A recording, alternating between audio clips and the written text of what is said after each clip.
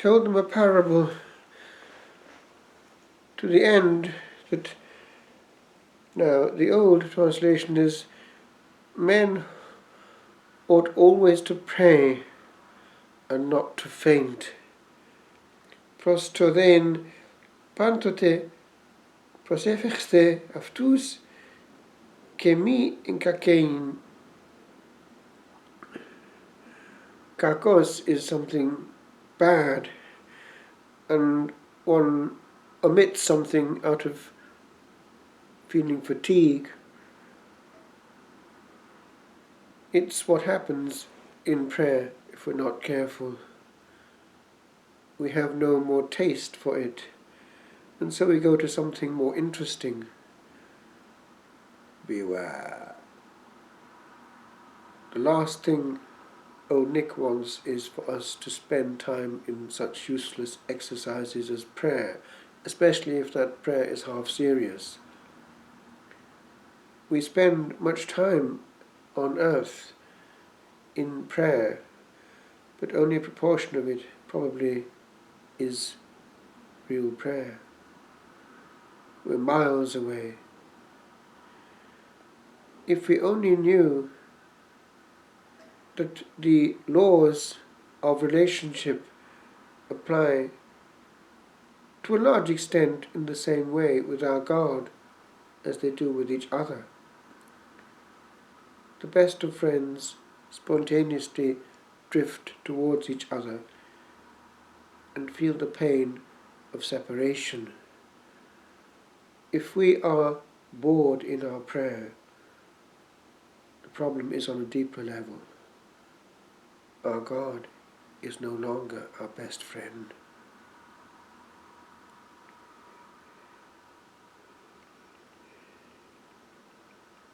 The language of the parable is quite colourful. In English, we would simply say that this judge, wicked though he is simply cheesed off with this woman. And so he gives in, not for a case of justice at all, but to get rid of the lady. And the Lord, almost ironically, points out that if that's the case with an unjust judge, what is it with now prayer that is of the same intensity? That is the point. Is our prayer of that intensity? He goes on that the unjust judge, talking to himself, diade que to parechen mi kopon, because this widow gives me vexation, she's a nuisance, as we would say, lest, now, the actual Greek is colourful. In ami is telos erchameni apopiadzime, lest coming to the utmost, to the end, going on and on coming. Now, the English equivalent would be something like, she gives me a black eye. It can be asked when we are in prayer, is it intense enough to give our God a black eye? Or is it just a duty done? After all,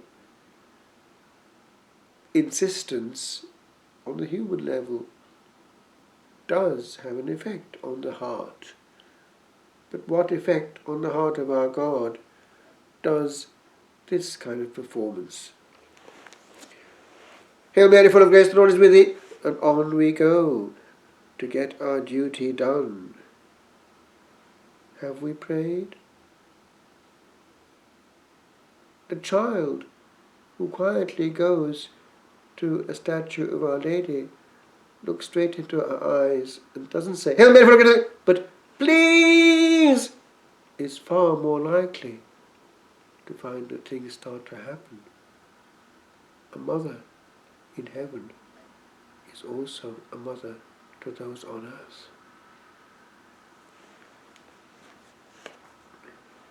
This verse has been picked up by the monastic centuries. We ought always to pray and not to faint. Coupled with another from the Apostle, pray without ceasing. And the whole structure of the monastic life was created so that there would be a locus where that could happen.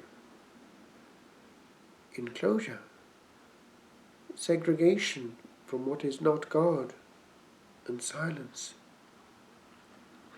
Much structure of prayer, well executed, with beauty to boot. Charity, where the love of God is lived, and a discipline of purity of heart, so that the temple where prayer takes place, the inner sanctum of the human heart, would be indeed favourable to encounter between two who know each other very well. And old Nick knows it. So let's make sure that bit by bit we get to the root of his problem, and get out of the way these places where too much prayer is going on. Let us look at what has happened in the last generation or so, essentially since the changes. Let us look at the timetables of our monasteries. How many have resisted? What is the hour of rise? I remember actually in 1976 making a big mistake.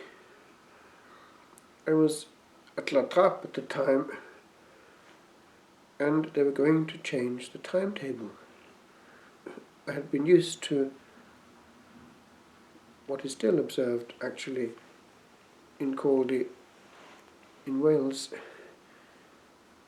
3:15 rise and 7:30 compline and bed at 8. But they wanted